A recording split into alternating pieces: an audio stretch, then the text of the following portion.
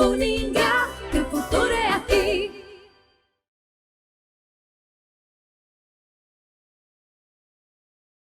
Oi, pessoal, tudo bem? Nós estamos aqui mais um bate-papo do Congresso Interdisciplinar no 5º Encontro Anual da Iniciação Científica da Uningá 2024.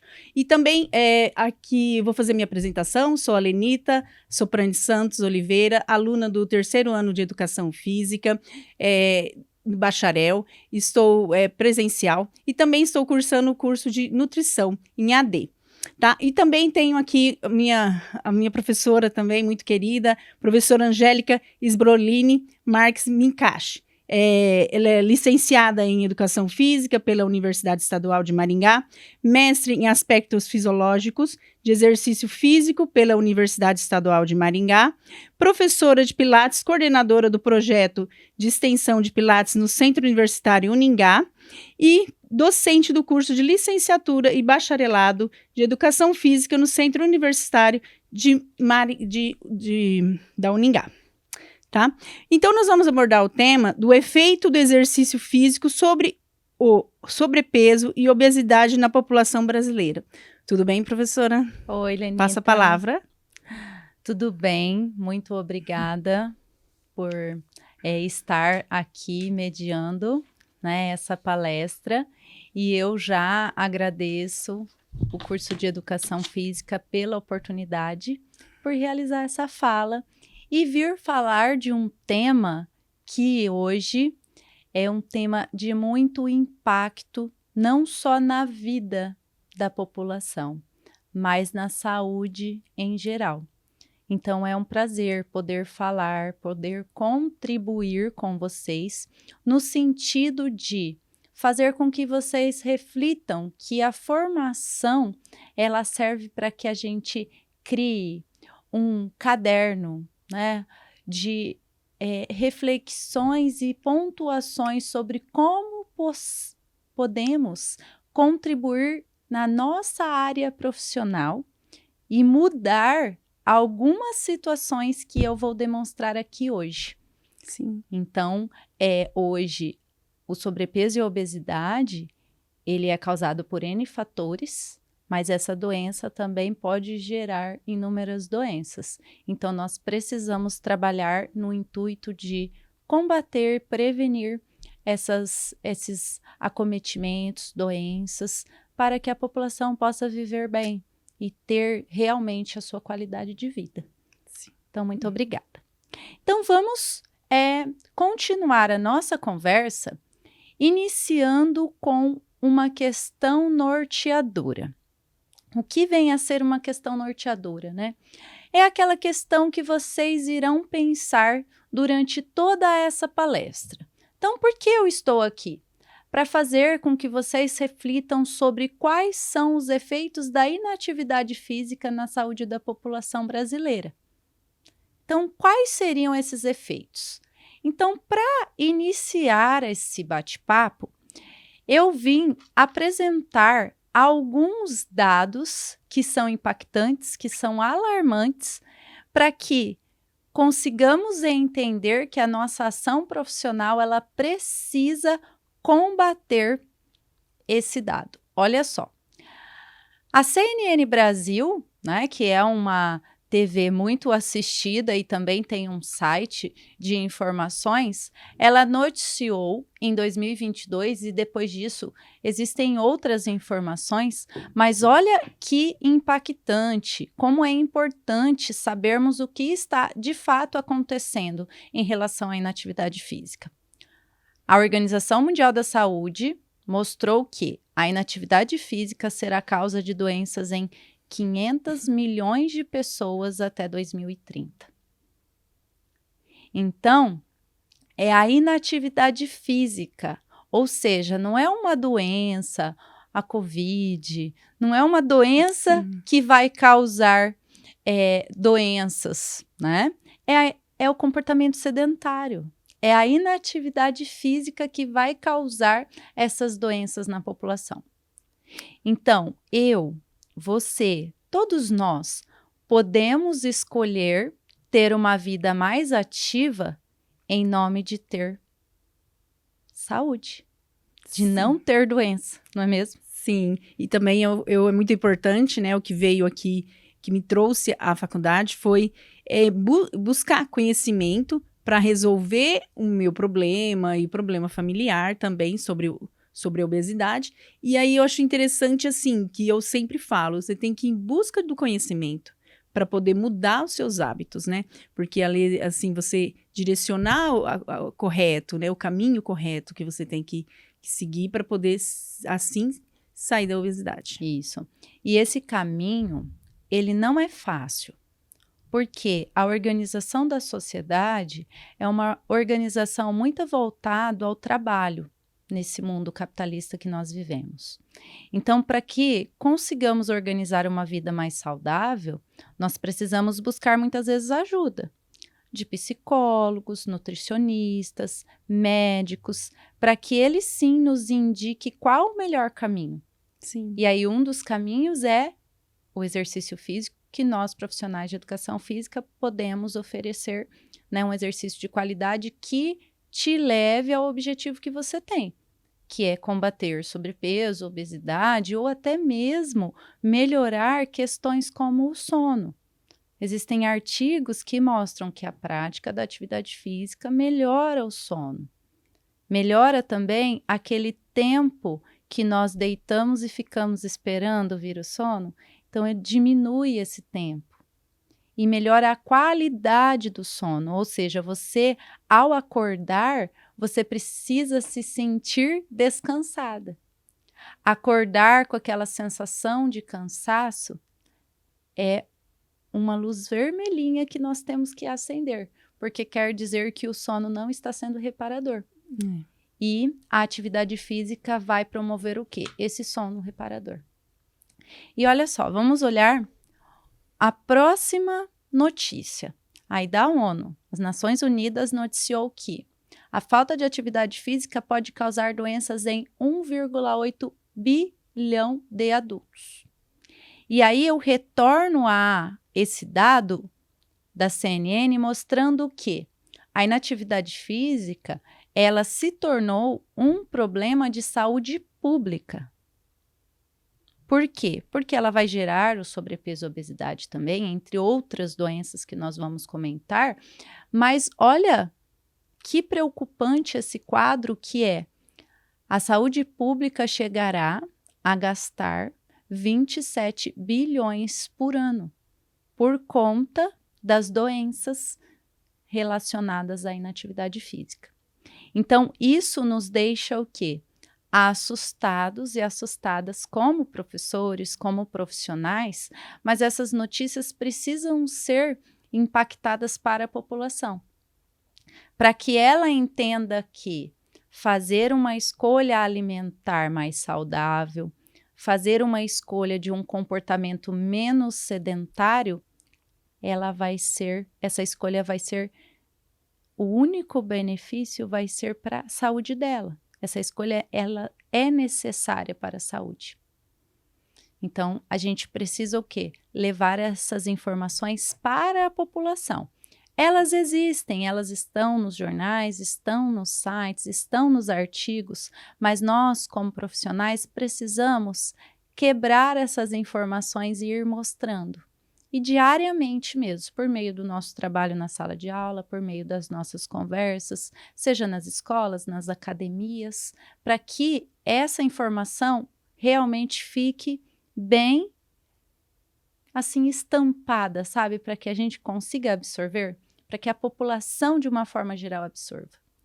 E aí, para que fique mais impactante essa informação, olha o que eu trouxe de acordo com o Ministério da Saúde. Então, o Ministério da Saúde, ele lançou um caderno com algumas informações coletadas por meio do Vigitel, já nós vamos ver outras informações, que é uma forma que o Ministério da Saúde tem de coletar os dados da população para verificar como estão os dados de saúde, não só em relação a sobrepeso e obesidade, e esse inquérito é feito via inquérito telefônico. Então, uma parcela da população participa desse estudo para que esse estudo mostre como a população geral no Brasil está. Então, esse dado, olha só, ele mostra o total de óbitos prematuros de pessoas de 30 a 69 anos por obesidade no Brasil de 2010 a 2021. Então, são dados de morte prematura relacionados diretamente com a obesidade, não com doenças correlacionadas. Então, olha só, ali em 2010, nós observamos que 1.457 pessoas no Brasil morreram em relação à obesidade. Então, lá no certidão de óbito estava problemas relacionados à obesidade, diretamente. E aí, 2021, nós observamos que esse dado mais que dobrou. Então, 3.250 pessoas morreram em relação à obesidade. Não? E são óbitos prematuros. Então, é um dado bem importante, informações a partir de análises epidemiológicas, para mostrar que, quando nós falamos assim, ó, tantas pessoas morreram por dia pelo Covid, é impactante, não é? Morreram por ano pelo Covid, é impactante. Mas quando nós pensamos na obesidade, também é impactante. Então, pensa, mais de 3.000 pessoas morrerem em um ano no Brasil por conta da obesidade é muita gente. Então, por isso que nós temos que perceber que a obesidade ela é uma doença. E quando nós falamos que a obesidade ela é uma doença multifatorial caracterizada pelo excesso de peso corporal. E na população como um todo, nós conseguimos verificar que pessoas com IMC maior ou igual a 25 são sobrepesadas e pessoas com IMC maior ou igual a 30 são obesas. Então, para que a gente consiga observar isso, na população a gente usa esse índice, né? Mas existem outras formas de verificar a composição corporal em estudos menores ou avaliar individualmente, né? Mas o IMC já dá conta de nos mostrar esse dado alarmante. E aí a obesidade, ela vai ser caracterizada por N fatores. A hereditariedade é um fator? É, que é o nosso DNA. No entanto, nós já sabemos que alguns estudos demonstram que o DNA, ele pode influenciar, ele influencia não só o desenvolvimento e essa facilidade em armazenar calorias, né, e ganhar peso, mas também desenvolver algumas doenças, como o próprio diabetes, a hipertensão, o próprio câncer. São doenças que o DNA pode influenciar. No entanto, o nosso comportamento preventivo pode mudar esse caminho. Você pode não desenvolver a obesidade pelo seu comportamento. Agora, se você tem um fator genético associado a um comportamento sedentário, você vai aumentar essa probabilidade de desenvolver a obesidade e doenças correlatas, né? Além disso, a obesidade ela pode ser causada pela própria inatividade física, que nós vamos falar, mas também por algumas doenças, uso de alguns medicamentos, com corticoide, por exemplo, que pode levar ao sobrepeso, a obesidade também, associado a outros fatores, algumas doenças hormonais também, e a má alimentação, que tem também aparecido nos artigos como um dos fatores que mais levam ao desenvolvimento de sobrepeso e obesidade, entre outros fatores. Então, eu pude observar aqui, professora, que 57%, né, das mulheres, aí uma diferença entre o masculino. É questão do hormônio, essa diferença pesa mais para a mulher? Como? Pode pesar. Por que essa diferença? Pode pesar, porque funciona assim. Nós temos hormônios diferentes dos homens, né? Alguns em relação aos hormônios sexuais, mas nós também temos um comportamento fisiológico um pouco diferente, justamente porque os homens têm um pouco mais de testosterona e nós temos menos. E a testosterona, ela causa um aumento de gasto calórico, né? E os nossos hormônios não tanto assim. Mas como professora, eu vou te dizer assim, que os hormônios femininos, eles vão influenciar principalmente quando nós temos a falta deles. Então, na menopausa, a gente vê essa influência muito maior. Então, a falta dos hormônios pode levar ao desenvolvimento do sobrepeso e da obesidade muito maior. E a presença desses hormônios associadas a um comportamento sedentário que é o problema. Entendeu? Porque se nós temos os nossos hormônios femininos, mas nós fazemos atividade física, temos gerenciamento do estresse, comemos adequadamente, nós vamos combater essa tendência, né? Agora, o problema vem a ser o quê? Que muitas das mulheres têm muitas tarefas no seu dia, que é um problema também que nós temos que combater, que é a mulher que cuida dos seus filhos, trabalha fora, organiza a casa e na hora de colocar o horário da atividade física ou se alimentar corretamente, acaba não tendo tempo, que é um dos fatores que nós observamos nos artigos, né? Então, o fator hormonal não seria o fator mais proeminente, mas ele, aliado a outros fatores, leva a mulher a ter uma tendência maior, né? E aí, nós observamos que, de acordo com o Ministério da Saúde, as mulheres têm, aí, ó, atrelado às mulheres, 57% de maior mortalidade, né? Quanto os homens, 43%, que também é um fato bem alarmante. Quando nós observamos, por exemplo, homens com obesidade central, que eles têm muito mais obesidade central do que as mulheres. Essa obesidade central está muito relacionada a doenças coronarianas. Então, homens morrem muito por doenças coronarianas quando associada à obesidade, que é um grande problema. Então, por exemplo, uma coisa que nós temos que combater é você estar com um corpo onde você tem obesidade central, não é um problema estético, é um problema de saúde. Então, você vai buscar o exercício, vai buscar uma ajuda nutricional para ter saúde. Então, essa obesidade central já é comprovado que vai levar a problemas e a sérios riscos de ter problemas coronarianos, como, por exemplo, o infarto. Né?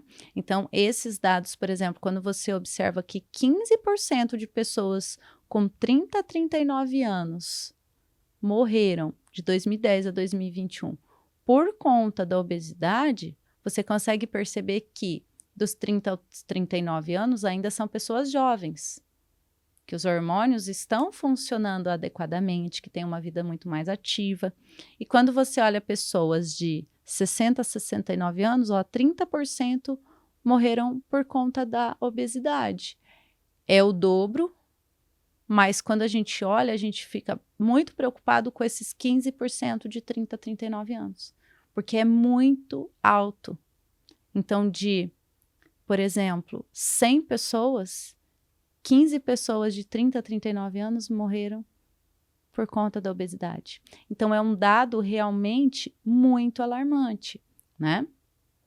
E, continuando, quando nós olhamos para esse dado aqui, a gente consegue observar, então, em vida, né, de 2010 a 2021, quem está apresentando, né? Qual a quantidade de pessoas que estão apresentando obesidade? Olha só. De 2010 a 2021, o percentual de adultos com mais de 18 anos com obesidade no Brasil. Em 2010, nós tínhamos 15%. Em 2021, 22%. Aí, a gente traz a seguinte reflexão. Se muitas bases de jornal, sites, toda a mídia e os artigos estão dizendo que a inatividade física provoca sobrepeso e obesidade, por que que só está aumentando? Por que que esse dado está aumentando? Aí a gente volta o nosso olhar, no caso, eu como professora, pesquisadora, eu volto o meu olhar ao nível de atividade física e à alimentação. Né? E a alimentação. Então, assim, muitos trazem a seguinte discussão: será que a tecnologia que levou a esse desenvolvimento sobrepeso e obesidade? De um lado, a gente observa que, sim, a tecnologia facilita a nossa vida, facilita. Mas, ao mesmo tempo, será que nós não estamos passando um maior tempo em contato com essa tecnologia? Na verdade, não é a tecnologia em si, mas é o tempo que levamos em contato. Então, quanto tempo você passa no celular? Quanto tempo você passa na televisão? Quanto tempo você passa trabalhando sentado ou sentada? Então, são dados para que a gente reflita e pense o porquê que isso está acontecendo. E a outra coisa é as escolhas alimentares, que vai impactar muito nesses índices. Então, tudo que eu trouxe aqui para vocês hoje é para que a gente observe que são dados coletados pelo Ministério da Saúde. Eu fiz questão de trazer aqui no Brasil, porque muitas vezes a gente fala do mundo, dos Estados Unidos, como está, né? Mas a gente precisa saber, e nós? Como estão as nossas escolhas em relação, né, à nossa qualidade de vida? Então, aqui nós temos 22% em 2021, isso aumentou um pouquinho, mas a gente consegue perceber o quê? Que nós, com 22% de obesidade, nós teremos outros problemas relacionados ao câncer, a diabetes, a hipertensão. E essas pessoas que estão doentes, elas vão o quê? Diminuir a sua qualidade de vida. Então, deixam de trabalhar, deixam de, não só de produzir em relação ao sistema, mas deixam de ter uma vida produtiva, deixam de viver com as suas famílias, deixam de trabalhar, de passear, de aproveitar os momentos de lazer, né? E geram problemas, muitas vezes relacionados à ansiedade, à depressão, que são outros fatores que levam também ao desenvolvimento de sobrepeso e obesidade. E o excesso de medicamentos, né, professora? Hoje a gente fala tanto sobre isso, né? Então, para construir essa base fixa para diminuir a quantidade de medicamentos, né, para tentar controlar todo esse descontrole hormonal que leva à obesidade. Então, eu acho assim que tinha que voltar, né, a olhar mais para isso, por conta que hoje tudo está mais fácil, né, o acesso aos medicamentos. Então, isso é muito preocupante. Então, dados que mostram também que está na fase também dos jovens também, né? Tomando muito medicamentos, fazendo muitos procedimentos agressivos, né? Pela idade, para poder se controlar. E, na verdade, nós sabemos que tem que ter uma disciplina, né? Um controle. Sim. Em busca de conhecimento, né? Também. Esse conhecimento é o que vai fazer mudar esse paradigma. Então, assim, nós precisamos fazer com que principalmente crianças, adolescentes, jovens, se olhem com mais cuidado no sentido de todos os pilares da sua vida. Então, quando você olha, por exemplo, para o pilar gestão do estresse, a gestão do estresse é a nossa responsabilidade. A gente precisa gerir. Porque senão você fica estressado, ansioso e você vai procurar alguns caminhos para se sentir melhor. E esse caminho não pode ser comer comidas mais palatáveis e não pode ser ficar assistindo Netflix. Se você precisa gerenciar o seu estresse ou o seu psicológico, você precisa procurar terapia. Então, a procura, o caminho é a terapia, não é comer uma barra de chocolate, não é ficar 2 horas na Netflix e vai resolver a sua questão. A população ela precisa entender que existem caminhos saudáveis para resolver as situações, né? Nós precisamos entender que existe uma rotina necessária para manter a saúde. Então, precisa sim ter horário para tomar café da manhã, para fazer o lanche da manhã, para fazer atividade física, para ajudar em trabalhos domésticos, para você dar uma volta na rua com o cachorro ou passear de bicicleta, assim como nós precisamos ter uma disciplina para o trabalho, para a escola. Então, nós precisamos voltar àquela rotina, precisamos, para que seja organizada e para que a gente não precisa recorrer a tantos tratamentos estéticos que jovens já estão procurando, por exemplo. Sim. Né? Então, vamos dar continuidade aqui. Aí, eu trouxe para vocês uma questão para vocês conhecerem qual é o número, não só do Brasil, mas no mundo, quanto que hoje nós temos de pessoas obesas. E daí você senta e olha só esse número, é assustador. 650 milhões de pessoas em todo o mundo são afetadas pela obesidade. E aí nós pensamos em todos os efeitos nocivos da obesidade, né?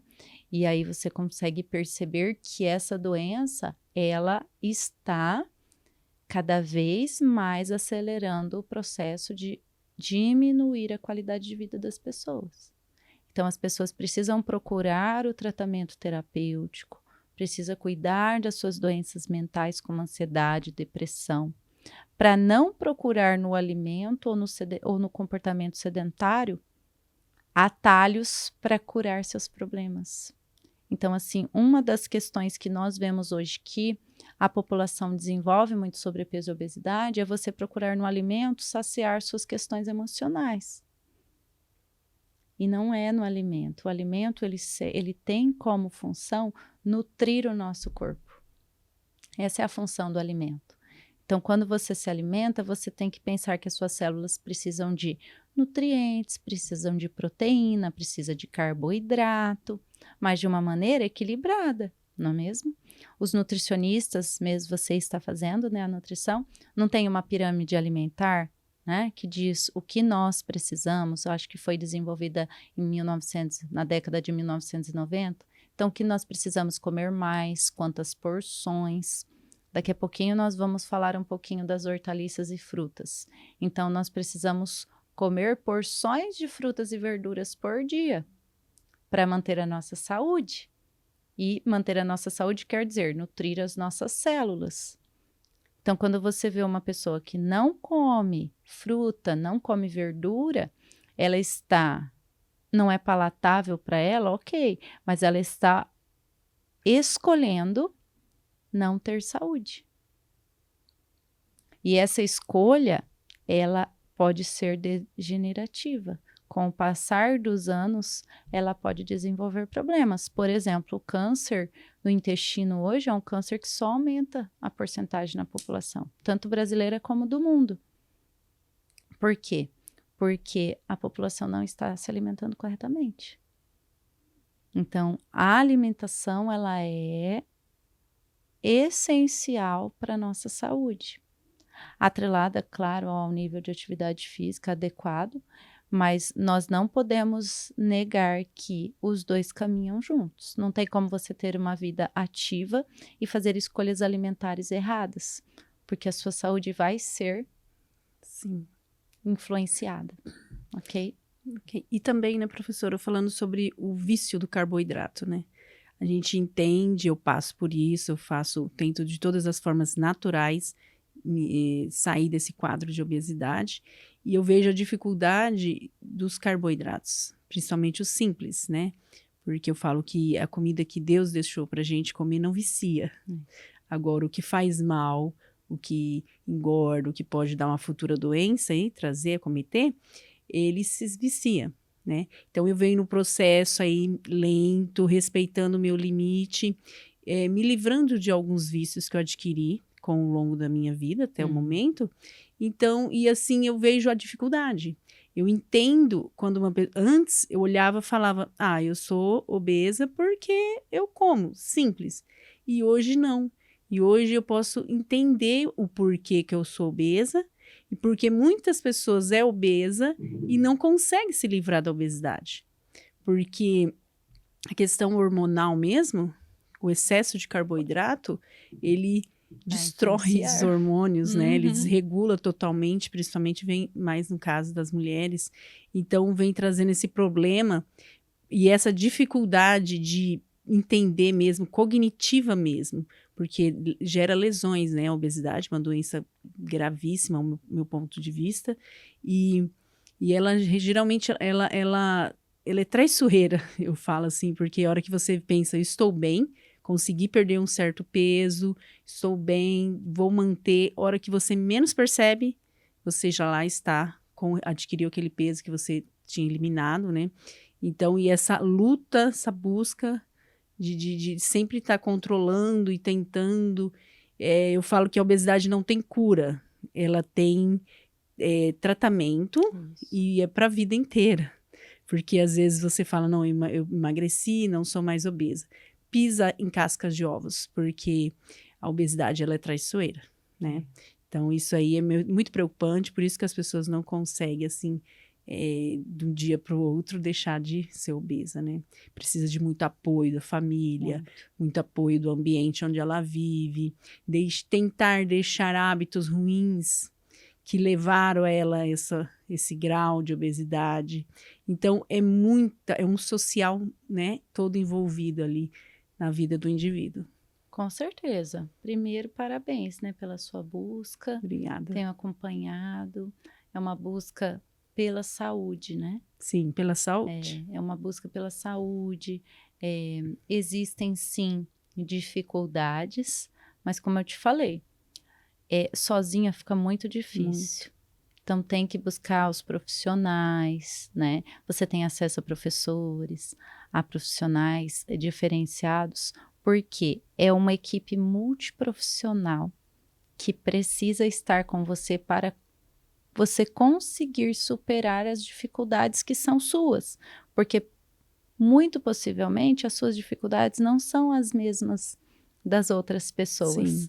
Então, por isso que a gente precisa pensar que as políticas públicas, elas sempre precisam estar andando para desenvolver programas multiprofissionais, onde as pessoas sobrepesadas, obesas, podem ser cuidadas por psicólogos, nutricionistas, professores de educação física, médicos, né, que vão cuidar dos hormônios, que vão verificar questões que vão além do que nós, professores de educação física, podemos avaliar, né?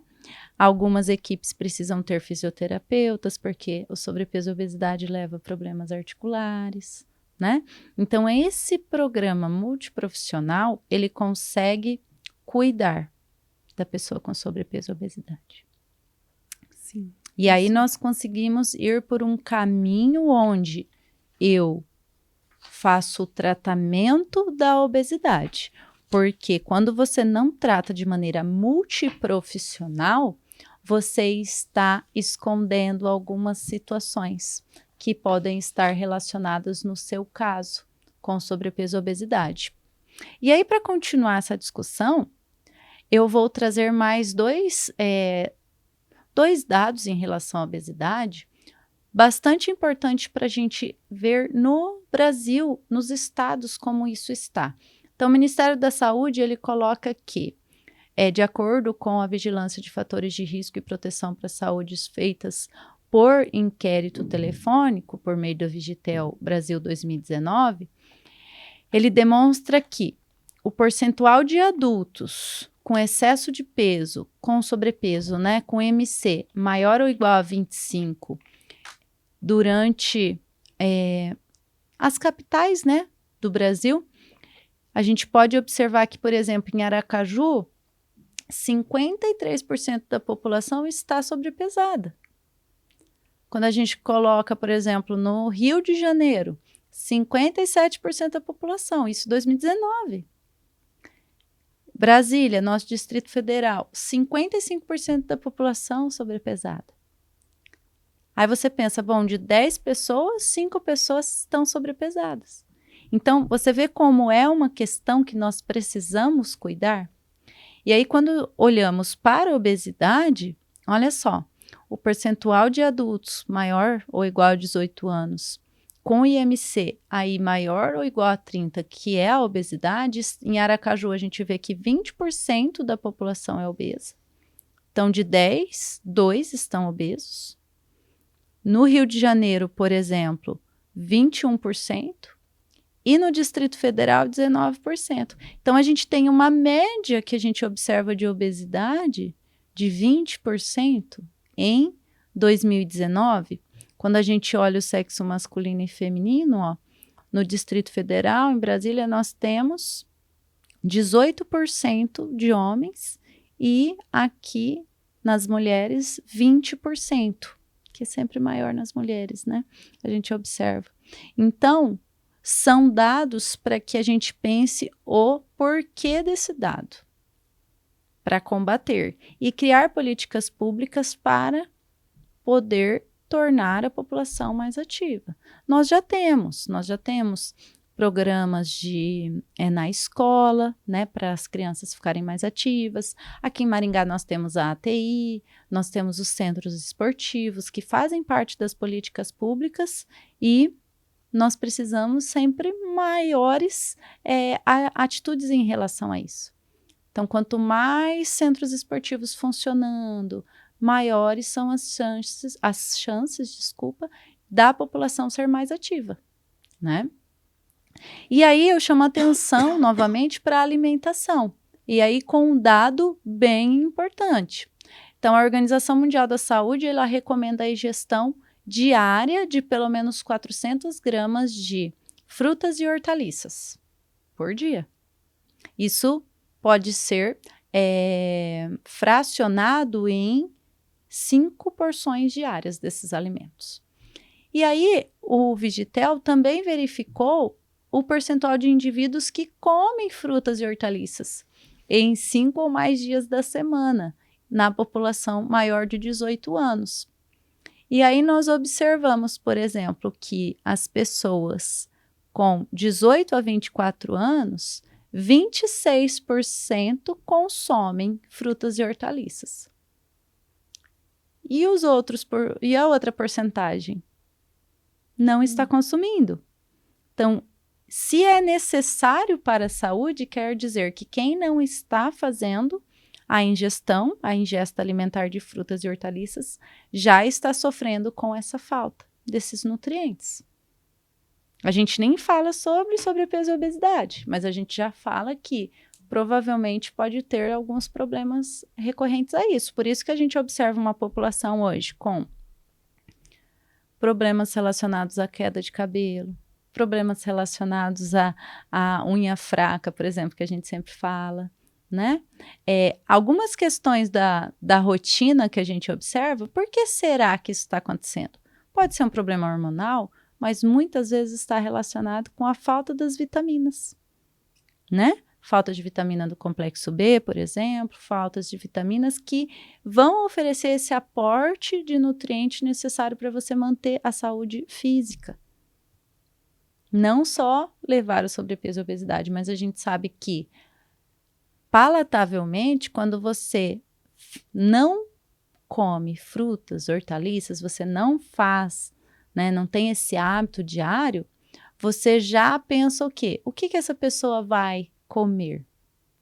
O que ela está escolhendo no seu dia para comer? Será que esse paladar ele está muito mais voltado à gordura? Muito mais voltado a carnes? A gente sabe que o alto consumo de carne pode levar a problemas como câncer, né? Então, a gente precisa pensar por que está acontecendo isso. Então, quando a gente analisa esse dado, é uma reflexão. E aí, quando observamos as outras idades, pessoas de 65 anos ou mais que fazem o consumo são 44%. Isso já aumenta. Por quê? Porque já vê o efeito benéfico que é esse consumo. Então, o hábito de comer frutas e hortaliças é algo que a gente precisa todo dia, né? Estar ali. O que é mais palatável para mim? É a maçã, é a banana, é a goiaba? É a alface, é a rúcula, é o tomate, é o brócolis, é a couve-flor? Eu preciso ter um vínculo com o alimento. né? Para eu escolher quais alimentos eu quero estar comendo todos os dias ali diariamente para eu ter uma saúde melhor. Então, se eu não tenho esse contato com a alimentação, eu vou fazendo escolhas muitas vezes mais palatáveis e menos saudáveis. E não quer dizer que a alimentação adequada, saudável, não é palatável, ela é. Só que quando você coloca muito carboidrato, muita gordura, você deixa o seu paladar mais voltado a esse gosto e menos voltado ao gosto da fruta, da hortaliça. Sim, e eu vejo também principalmente as crianças não estão sendo apresentadas a esses alimentos, né? A gente vê a dificuldade de crianças, às vezes a gente está em algum ambiente com bastante crianças, eu vejo a dificuldade deles estar, nem conhece, né? O que é uma cenoura, o que é um chuchu, então uma fruta ali específica. Então as crianças já estão, né? Os adultos já estão falhando ali na apresentação, para mostrar para as crianças, né? A alimentação, quando aos 6 meses de idade da criança, quando é feita ali a inserção dos alimentos, né? Ali eu já começo com a construção do paladar do indivíduo.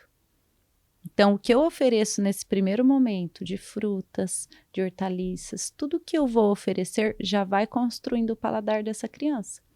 Então, por que eu tenho que diminuir? Com certeza, bolacha, doce. Enquanto a criança, ela é criança, não pode comer. Ela tem que comer o que Deus ofereceu mesmo para gente. Então, a maçã, a banana, o mamão, o tomate, tudo sem adoçar, sem colocar sal, para ela experimentar o alimento e realmente gostar. E não só isso, a prática da atividade física também precisa ser estimulada enquanto a criança está nessa idade. Porque a criança ativa, muito provavelmente, vai levar a um adulto ativo. Isso. Né? Então, tem uma influência. O esporte também, né? Só o esporte que eu falo que consegue tirar essas crianças do celular, né? Só. Uma prática de uma atividade física, algo que chame mesmo a atenção deles, porque o celular é muito atrativo, né? Então, eles ficam assim, a gente tem que se superar, né? Oferecer mais que o celular ofereça, né?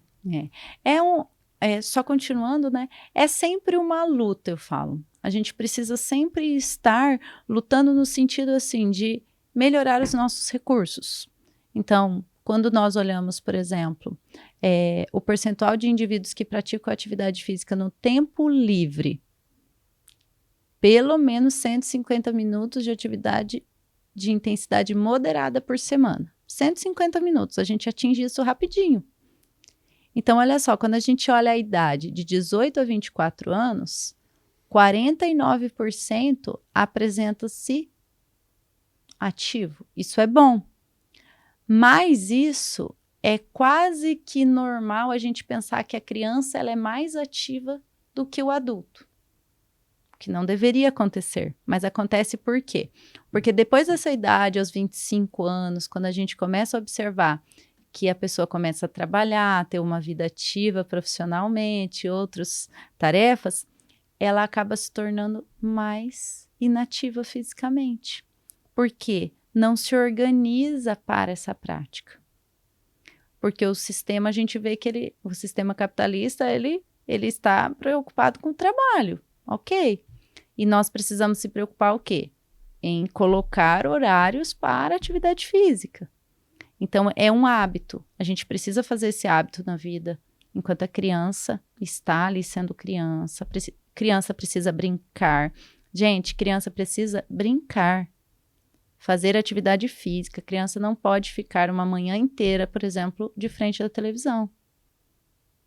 Criança não pode ficar a noite toda ali enquanto a mãe está fazendo janta, ou o pai assistindo um jornal, ou chegando do mercado, dá o celular para a criança. Não, a criança precisa se movimentar. Criança, é difícil, eu sou mãe, é difícil a criança estar toda hora te perguntando as coisas, né? Te chamando, mas a criança que ela é ativa é uma criança saudável. ela vai se movimentar, ela vai falar, ela vai fazer barulho, ela vai fazer bagunça. E é essa criança que nós precisamos estimular.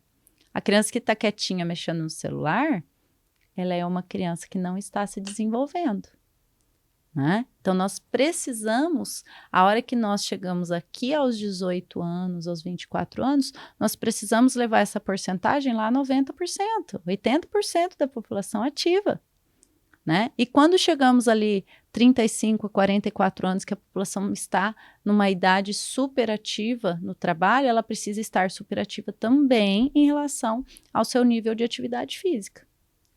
E aí, para continuar, a gente chega ao momento mais importante da nossa fala, que é como combater, então, o comportamento sedentário. Quais são os efeitos da atividade física, né? Então, quando nós, olhando estudos, a gente consegue observar, por exemplo, aqui, nesse estudo da Revista Brasileira de Atividade Física e Saúde, que a atividade física, depressão, ansiedade, estresse com adultos e idosos na pandemia, por exemplo, foi uma das coisas que combateu a ansiedade, combateu a depressão. E muitas pessoas não tiveram o agravamento do Covid-19 porque praticam atividade física e se alimentam muito bem. Porque as pessoas com menos atividade física, que praticam menos, que comem menos adequadamente, tiveram maiores agravos e até mesmo morreram devido ao Covid, né? Então, aqui, ó, pessoas fisicamente ativas e que conseguiram manter ou melhorar a prática durante a pandemia apresentaram menor indicação de risco associada a problemas relacionados à saúde mental, né? É importante considerar o planejamento de políticas públicas sobre a ótica da equidade para auxiliar pessoas com maior vulnerabilidade, enfim. Então, a inatividade física vai além da saúde fisiológica, ela vai para a saúde mental também. Então, quando você tem uma população que passa por uma dificuldade como a Covid-19, as pessoas que praticam atividade física, elas tiveram menos problemas relacionados à ansiedade, depressão, problemas mentais. Porque a atividade física, ela ajuda a manter os hormônios regulados. A atividade física é um fator de proteção a doenças mentais, como Alzheimer, por exemplo, depois que a gente vai comentar um pouquinho. Então, isso é muito importante. Quando a gente olha aqui, por exemplo, nesse estudo, comportamento sedentário em adolescentes. Esse estudo mostrou, ali embaixo a gente observa, ó, que os adolescentes verificados ficam, em média, 2 horas por dia no tempo de tela. Em média. Então, 2 horas do dia desse adolescente é tempo de tela, celular e televisão. Isso é algo preocupante, porque jovens, adolescentes, no caso, eles devem ter uma vida ativa, muito ativa, praticar muito esporte, né? Então, é outro dado alarmante. E aqui a gente consegue também observar, por exemplo, aqui, ó, nesse estudo, fatores associados ao comportamento ativo e sedentário em adolescentes, uma análise de redes. Então, adolescentes do contexto urbano apresentam maior exposição ao comportamento sedentário quanto comparados aos pares do contexto rural. Os estudantes matriculados em escolas públicas apresentaram maior tempo de atividade física em deslocamento ativo. Então, provavelmente, quem está no contexto rural e quem faz esse deslocamento ativo para ir para a escola é quem tem um nível maior de atividade física, né? Então, são fatores que vão influenciar, né? Então, as características sociodemográficas, que são sempre avaliadas em todos os estudos e da escola, estão relacionadas com comportamentos dos adolescentes, com os domínios de atividade física, com comportamento sedentário. Então, o comportamento sedentário ele vai ser influenciado pelo lugar que você mora, pelas pessoas que você convive, né? Pelas escolhas da sua família, por onde é a sua escola. Todas essas escolhas sociais vão influenciar no nosso comportamento. Não só da criança e do adolescente, mas na nossa também.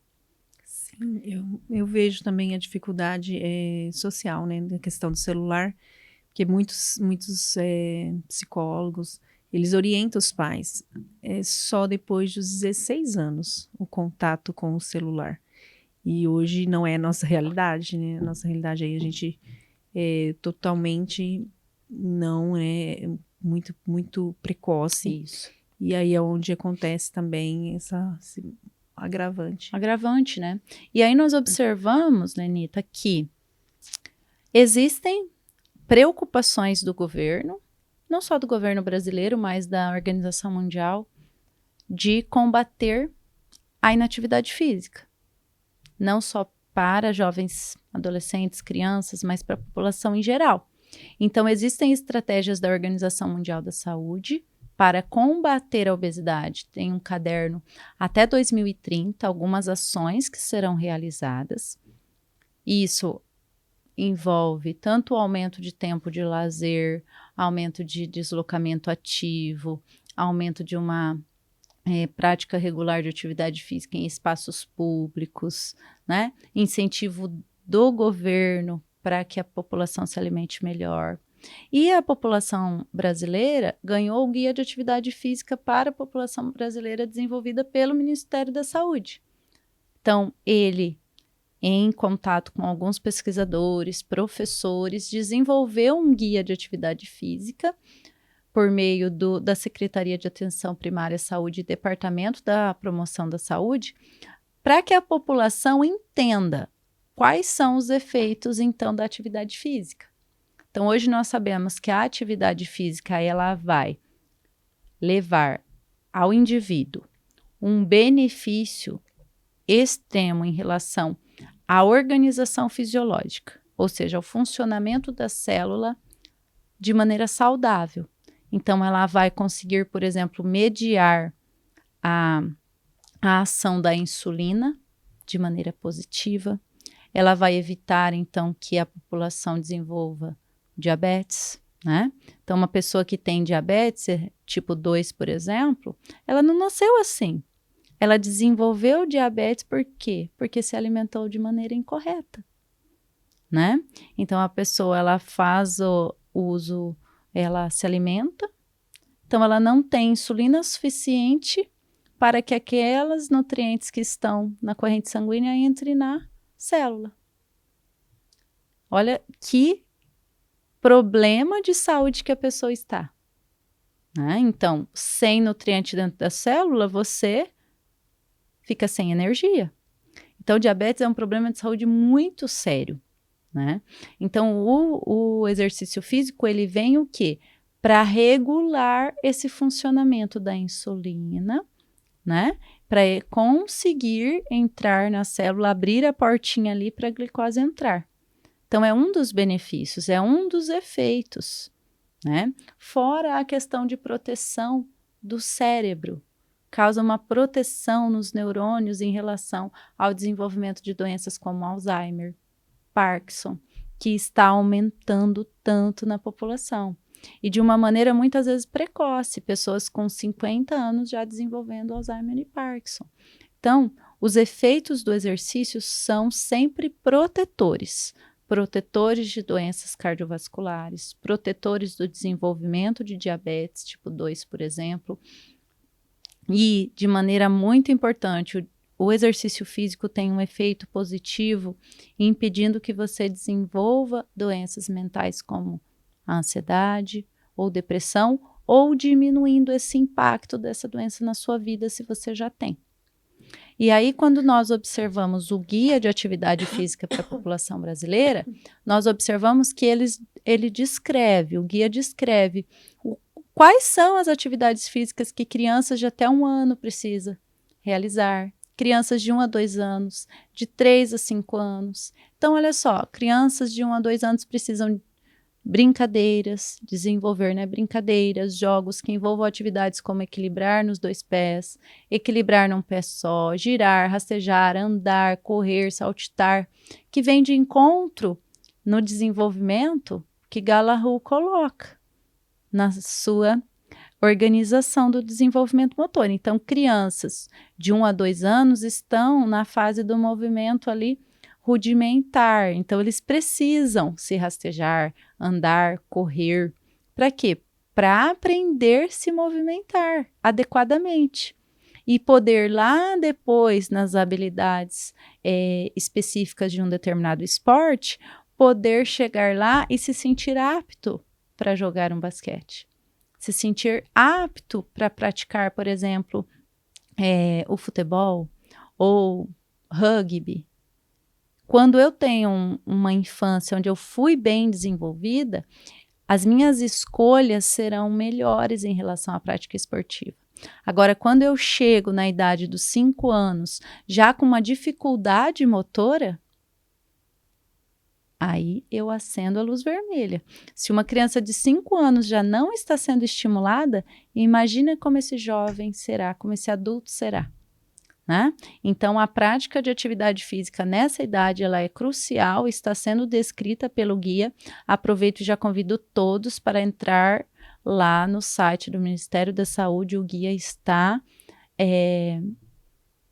pronto para você baixar gratuitamente e conhecer todas essas fases. Então, por exemplo, em relação aos adultos, eles já descrevem o quanto de atividade física nós precisamos fazer para causar esses benefícios em relação à fisiologia e em relação à questão mental, por exemplo.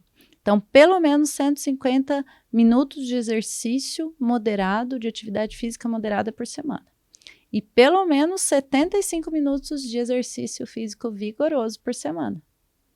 Que é aquele exercício que a gente tem aceleração do coração, aquela transpiração, né? Que a gente vai conseguir, por exemplo, por meio de uma corrida, né, por meio de uma dança. Então, nós precisamos principalmente combinar atividades físicas moderadas com vigorosas. Isso vai melhorar a nossa saúde e vai trazer todos os efeitos, né, de ter uma saúde melhor, do seu coração estar mais preparado para as atividades do dia, para que o seu rim esteja funcionando adequadamente. Então, os efeitos biológicos são de extrema importância, mas os efeitos mentais também. Então, quando a gente olha, por exemplo, atividade física para pessoas com deficiência, eu chamo muita atenção, eu faço um acento aqui, porque as pessoas com deficiência, muitas vezes, não têm locais para que ela vá, pratique atividade física, né? E tenha uma vida saudável. Então, ela tem uma deficiência, mas que ela precisa também estar inserida na sociedade para ter o quê? Uma prática de atividade física de pelo menos aí crianças e jovens de 60 minutos por dia. Então, uma criança, por exemplo, que vai na PAI, ela vai ter essa quantidade de atividade física por dia, né? A criança que vai em um instituto, ela vai ter atividades, terapias para que ela se movimente. Agora, e aquela criança que não tem acesso, que fica em casa o dia inteiro quietinha, né? Isso se torna um problema de saúde pública. Então, as pessoas com deficiência, olha, precisam também, adultos e idosos, de 150 minutos de atividade moderada por semana. Por quê? Porque eu consigo, a partir disso, regular todos os meus processos fisiológicos e manter a saúde, né? Então, atividades físicas para idosos, da mesma forma. Incluir, por exemplo, 2 a 3 vezes em dias alternados, ou até mesmo se o idoso tem mais dificuldade, eu posso fazer o quê? Diluir a quantidade da atividade física por dia. Então, de manhã ele faz 15 minutos, depois do almoço, à tarde faz mais 15, depois do lanche da tarde, por exemplo, mais 15. Se eu não consigo manter, por exemplo, 40, 50 minutos, 1 hora de exercício. Então, eu preciso que a atividade física moderada seja realizada para quê? Para sua respiração, os batimentos cardíacos aumentar.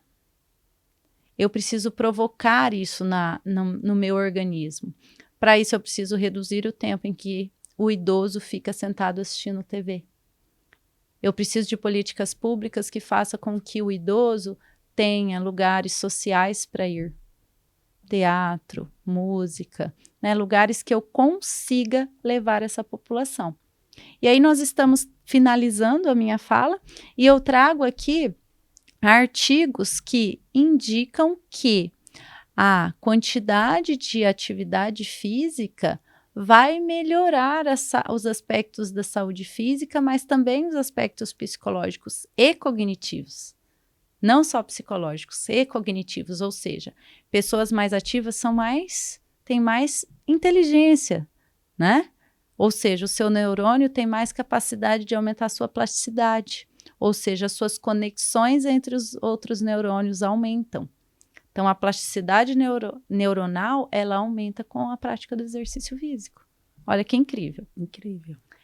E aí, muitos são os efeitos que nós podemos observar. Então, promove o desenvolvimento e o bem-estar, uma vida plena, melhora as habilidades de socialização, aumenta a sua energia, disposição, autonomia, reduz o seu cansaço durante o dia, melhora a capacidade de se movimentar em relação ao idoso, mas em relação a todos.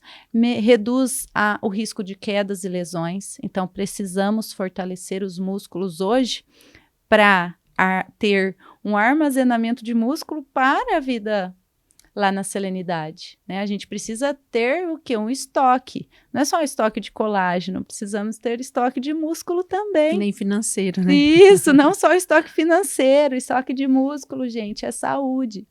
Então, auxiliar no controle do peso corporal, ajuda ao controle da pressão arterial.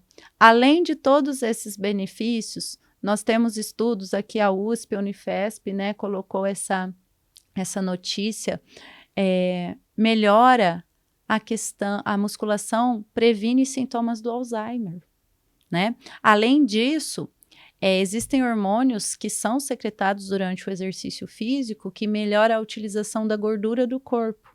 Então, transforma a gordura para ela ser utilizada como energia.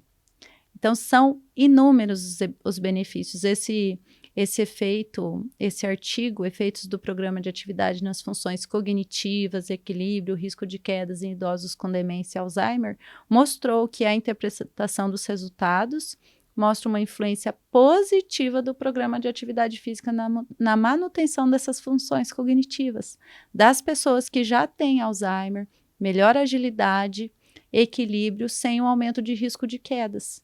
Isso é incrível, né? Quem já viu um idoso com Alzheimer sabe o quanto é importante manter a questão cognitiva, diminuir o risco de queda, para que ele tenha sinta um bem-estar, né?